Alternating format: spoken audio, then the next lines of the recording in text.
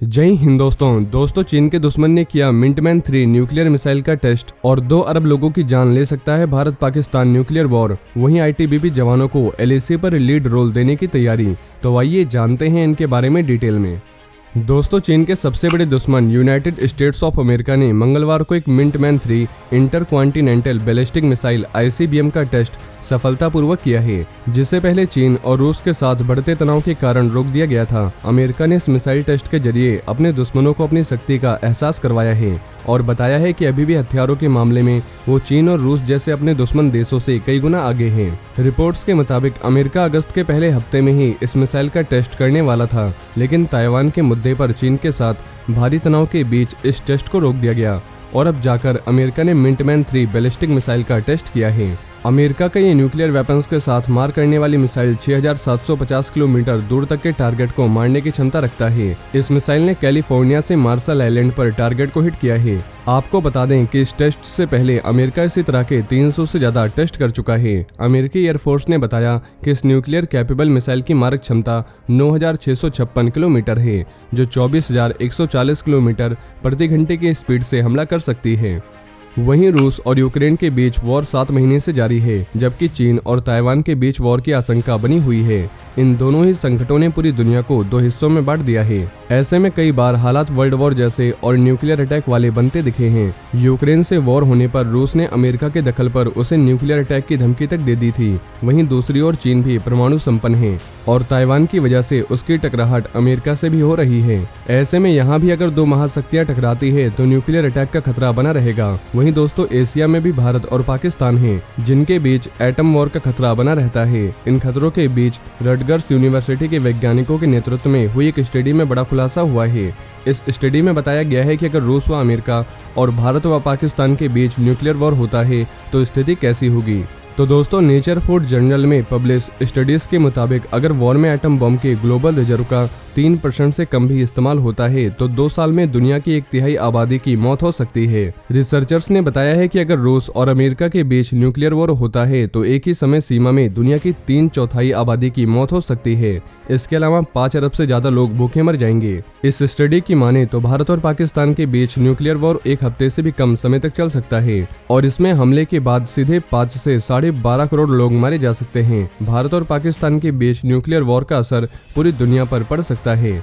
इस वजह से पूरी दुनिया में फूड सप्लाई पर विनाशकारी प्रभाव पड़ सकता है और पूरी धरती पर भुखमरी से बड़े पैमाने पर मौत का आंकड़ा बढ़ सकता है। रिसर्च में कहा गया है कि परमाणु हमले के तुरंत बाद और कुछ समय बाद कुल मिलाकर करीब 2 अरब लोगों की मौत हो सकती है। दरअसल रिसर्चर्स ने कई साइज के न्यूक्लियर कॉन्फ्लिक्ट से उत्पन्न होने वाली जान की हानि के अलावा इससे अमेरिका, रूस, पाकिस्तान और भारत के फूड प्रोडक्शन पर पड़ने वाले प्रभाव की भी कैलकुलेशन की है। यही नहीं, परमाणु युद्ध के 3 से 4 साल बाद global food, animal and fish production में 90% की गिरावट आ सकती है। इससे भुखमरी बढ़ेगी। साथ ही कोल्ड वॉर की समाप्ति के 30 साल बाद न्यूक्लियर वॉर की आशंका पहले से कहीं ज्यादा हो गई है। UN secretary general Antonio Guterres ने भी वार्निंग दी है कि पॉसिबिलिटी ऑफ न्यूक्लियर कॉन्फ्लिक्ट कभी अनइमेजिनेबल थी, लेकिन अब संभावना के दायरे में वापस आ गई है। वहीं पूर्वी लद्दाख में भारत और चीन के बीच तनातनी के दौर में भारत तिब्बत सीमा पुलिस आईटीबीपी की सक्रियता बढ़ाने की तैयारी है। सेंट्रल गवर्नमेंट उस प्रस्ताव पर विचार कर रही है जिसमें एलएसी पर आईटीबीपी को लीड रोल देने की बात कही गई है। भारतीय सेना और चीन की पीपल्स लिबरेशन आर्मी पीएलए के बीच फ्यूचर में किसी भी तनाव के बचने के मकसद से यह प्रस्ताव तैयार किया गया है। सोर्सेस के मुताबिक आईटीबीपी को फॉरवर्ड एरिया और एलएसी से लगे पूर्वी सेक्टर में लीड रोल देने पर विचार किया जा रहा है। सीनियर ऑफिसर्स ने बताया कि सेनाओं के पीछे हटने का प्रोसेस पूरा हो जाने के बाद चीन की सीमा डिफेंस रेजिमेंट और आईटीबीपी के बीच फॉर्मल चैनल स्थापित किया जाएगा, जिसे लेकर बीजिंग को प्रस्ताव भेजा जा सकता है।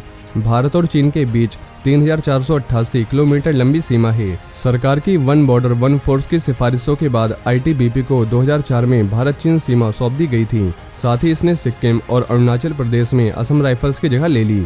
हालांकि सेना बेटर बॉर्डर मैनेजमेंट का हवाला देते हुए आईटीबीपी के ऑपरेशनल कंट्रोल का समर्थन करती है, जिसका यूनियन होम मिनिस्ट्री ने विरोध किया है। फिलहाल आईटीबीपी की 180 बॉर्डर आउट पोस्ट है, जिनमें से प्रत्येक पर लगभग 140 सैनिक तैनात हैं। सेंट्रल ने 2020 में और भी 47 बॉर्डर पोस्ट को मंजूरी दी थी, जिनमें से 34 अरुणाचल प्रदेश के लिए और बाकी पश्चिमी थिएटर के लिए है।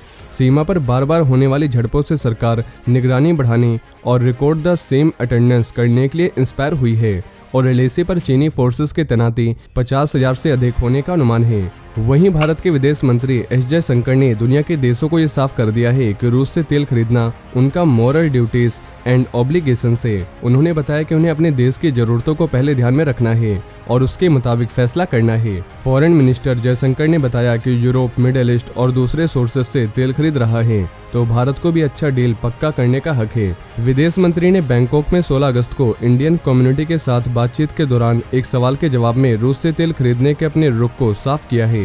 वहीं यूक्रेन वॉर के मद्देनजर भारत के रूस से तेल खरीदने के फैसले की आलोचना की जा रही है। इस फैसले पर ऐतराज जताने वालों को विदेश मंत्री एस जयशंकर ने करारा जवाब दिया है। विदेश मंत्री जयशंकर ने बैंकॉक में भारतीय समुदाय के साथ बातचीत के दौरान बताया कि हर देश बढ़ती ऊर्जा की कीमतों को कम करने के लिए सबसे अच्छा और गुड डील श्योर करने की कोशिश करेगा और भारत ठीक ऐसा ही कर रहा है। साथ ही एस जयशंकर ने दुनिया के देशों को साफ कर दिया है कि भारत हमेशा ही अपने हितों के मामले में खुला और ईमानदार रहा है। भारत की आबादी बढ़ी हुई है और हाई एनर्जी प्राइसेस को भारत अफोर्डेबल नहीं कर सकता। जयशंकर ने बताया, मेरे पास $2000 की प्रति व्यक्ति आय वाला देश है। ये वो लोग नहीं है जो ऊर्जा की बढ़ती कीमतों को अफोर्डेबल कर सकते हैं। ऐसे में यह पक्का करना मेरा फर्ज है और नैतिक कर्तव्य है कि मैं उन्हें बेस्ट डील दे सकूं। तो दोस्तों, ये थे आज के कुछ बड़े डिफेंस अपडेट। वहीं अगर आप भारतीय सेना से जुड़ी ऐसी और भी जानकारी जानना चाहते हैं तो आपको हमारे दूसरे चैनल डिफेंस एनालिसिस पे मिल जाएगी, जिसकी लिंक आपको नीचे डिस्क्रिप्शन में मिल जाएगी। और ये इन्फॉर्मेशन अगर आपके लिए यूजफुल रही हो तो वीडियो को ज़्यादा से ज़्यादा शेयर करें और चैनल को सब्सक्राइब करना ना भूलें। जय हिंद, जय भारत।